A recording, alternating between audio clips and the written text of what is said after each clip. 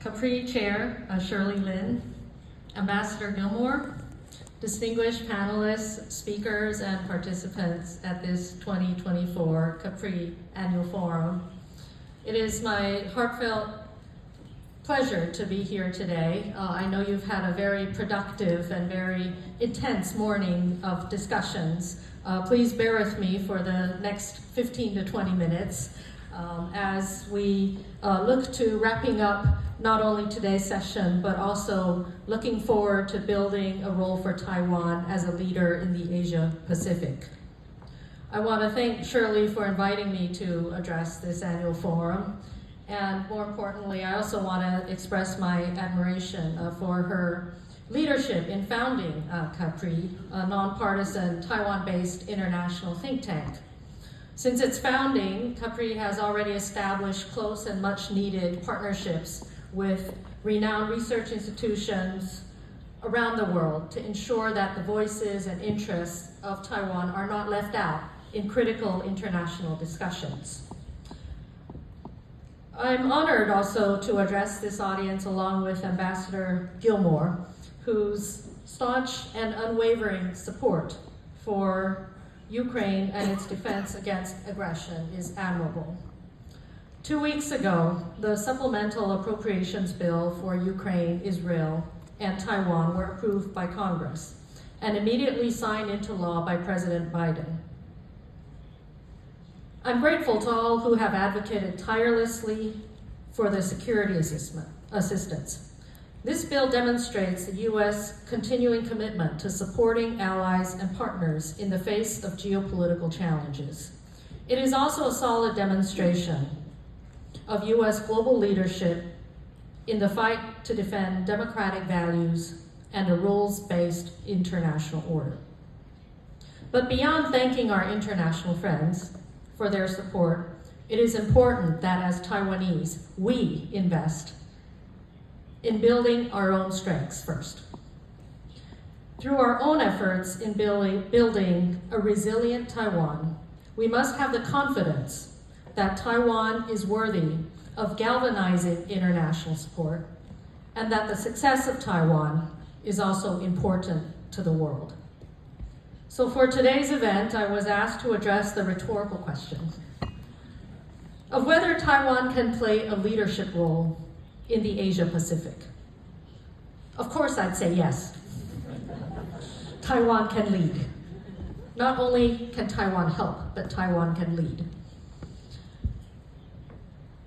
But I must say that not only can Taiwan play a leadership role, but Taiwan's leadership is important to the world. Why do I believe that Taiwan can play a leadership role? First of all, Taiwan is an island of resilience, a society that has overcome hardship. Second, by overcoming hardships and challenges, Taiwan has built unique characteristics and strengths that put Taiwan squarely in the limelight as a beacon of global progress. And third, by making such progress, Taiwan's success and prosperity are closely woven into global interests.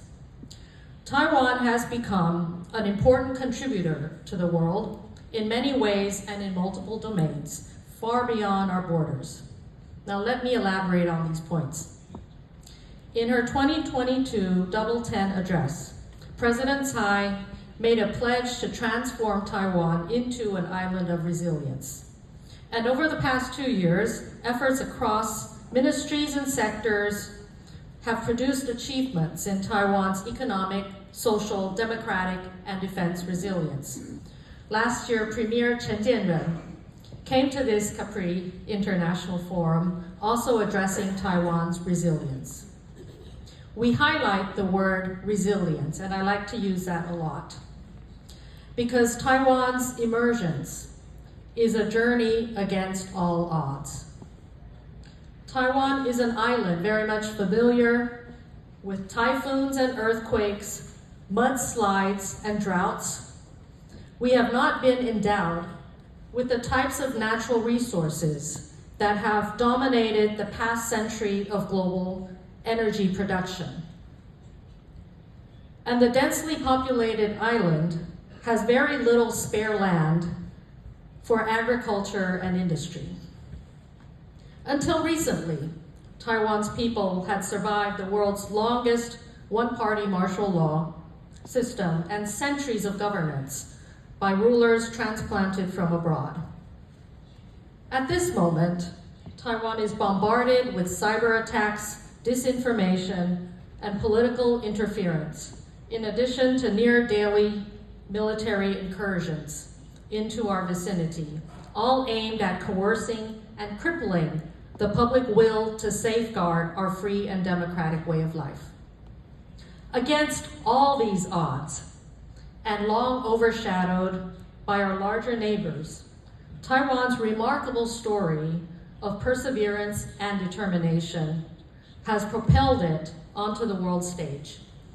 Despite facing numerous challenges, including diplomatic isolation, limited natural resources, and intense geopolitical pressures, plus all the challenges that I just listed, Taiwan has forged a path to global leadership, driven by its unwavering spirit and unrelenting pursuit of excellence. Taiwan's against all odds journey is a testament to the power of human ingenuity, adaptability, and the spirit of collaboration. As we look closely at Taiwan's evolution, it becomes clear that this underdog story is not just a tale of survival, but a blueprint for success and leadership in an increasingly complex and interconnected world. I believe that Taiwan's leadership in the Asia-Pacific can be highlighted in a number of areas, parallel to areas of resilience that President Tsai's administration has promoted: political, social, and economic. Let me first talk about Taiwan's political leadership. And I'm not referencing politicians. I'm referencing Taiwan as a society and the leadership role that we as a people can play in the region. Our democratic transition is broadly recognized. Many of you are familiar with the international statistics that put Taiwan at the very top in this region in terms of political freedoms, basic human rights, free speech, and media. And since 1996, the people of Taiwan have become masters of our destiny by choosing over and again our own domestic political leadership through free and fair elections. And despite fierce domestic political competition, the Taiwanese people have persisting in ensuring that the political process has mostly been peaceful and inclusive. Intending to play a broader leadership role in the region, Taiwan has also made itself home base for an increasing number of international NGOs, think tanks, and media organizations that require a free political environment to function. Taiwan has also taken the lead in sharing with others through workshops and exchanges practices of building media literacy as we strive to counter evolving challenges of disinformation and political interference. The process of refining our own democracy and strengthening our institutions has not been easy, and we continue to build resilience on a path fraught with hurdles and dangers. It's like one of those traditional Mario Brother gaming routes. We've been navigating deadly traps and obstacles while at the same time withstanding punches and attacks from all sides. With scars and wounds of frustration, our democracy continues to move forward steadily, recharged with energy from a population determined not to go back to authoritarianism, and with hopes and expectations that we are not alone on this path. Now let me talk about Taiwan's social leadership. Our political transition historically has opened doors to social activism, and Taiwanese have also become leaders in social progress. As our government has endorsed the spirit of DEIA, or diversity, equity, inclusiveness, and accessibility, our society has also advanced to embrace social justices that empower and make Taiwan a regional leader. Though far from reaching ideal standards, Taiwan's advances in universal healthcare, accessibility, gender equality, LGBTQ rights, and labor rights inspire others in this region. And wow, we are so proud of Nymphia Wind winning a global drag queen competition. This is proof that Taiwan's societal progress provides the best nutrients for both communities and individuals to thrive and shine, no matter who they are. In the realm of societal resilience, I also want to highlight Taiwan's abilities in disaster response. We just heard the last session with some discussions on this. Living among typhoons and earthquakes, we've been compelled to develop responses across the board in sheltering, search and rescue, water and power supplies, and recovery. We have built a model of public-private collaboration in preparedness. Units of our society, from volunteer firefighting and rescue organizations to religious charity groups, have together, with different levels of government, formed an effective lattice network that is foundation of stability and security in our society. Every challenge and threat along the way compels us to be constantly on alert and consistently improving ourselves. And beyond better securing our people's safety, the Taiwanese people also lead the region in being one of the most generous suppliers of humanitarian assistance and charity. From donating PPEs around the world during the COVID-19 pandemic, to providing hot meals to natural disaster affected zones across the region, wherever there is a disaster or humanitarian need, there will be some form of Taiwanese help, either public or private, or both, most often. Despite the hard reality of our international isolation, Taiwan has managed to lead in our soft power as a force for good, extending the influence of kindness and humanity across the region. Now let me talk about the third area, economic leadership. Taiwan was once synonymous with low-cost, high-volume production. But we have reinvented ourselves as a hotbed of high-tech innovation, leveraging our strengths in research and development, design engineering, to create a thriving ecosystem of startups and entrepreneurs. This pivot has been instrumental in propelling the island to the forefront of the global economy, driving growth, creating jobs, and fostering a culture of innovation that is increasingly being recognized on the global stage. While international headlines tend to focus on the highly accomplished tech sector and the giants in our IC industry, I want to point out that Taiwan's strengths remain in our highly innovative and nimble small and medium-sized enterprises, who together form an ecosystem of growth.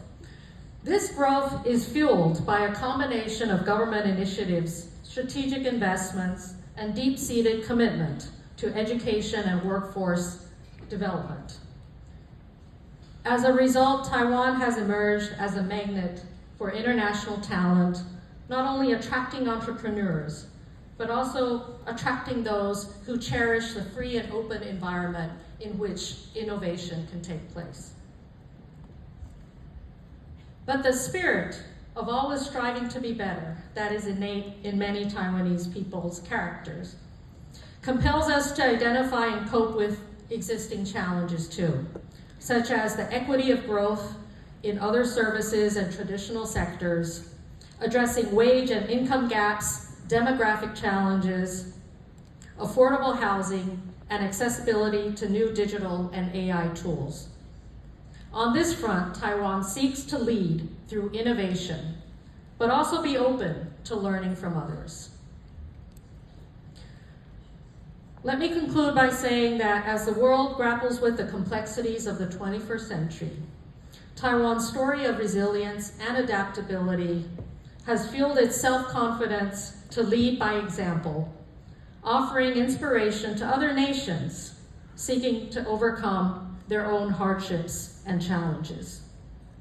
At its core, the Taiwan template is built on a foundation of resilience forged in the crucible of adversity and shaped by our precarious existence in the shadow of a giant neighbor. This resilience has enabled Taiwan to navigate the treacherous waters of global politics, to adapt to and be ahead of the shifting tides in the global economy, and to innovate in the face of uncertainty. It is a template that emphasizes the importance of human capital, investing in education and skills to create a highly adaptable and entrepreneurial workforce. And it is a model that recognizes the value of social cohesion, promoting a sense of shared purpose and collective responsibility that has enabled Taiwan to build an inclusive and equitable society. Looking ahead, President Lai and I are committed to leveraging these assets as we work to forge stronger partnerships with like-minded societies around the world.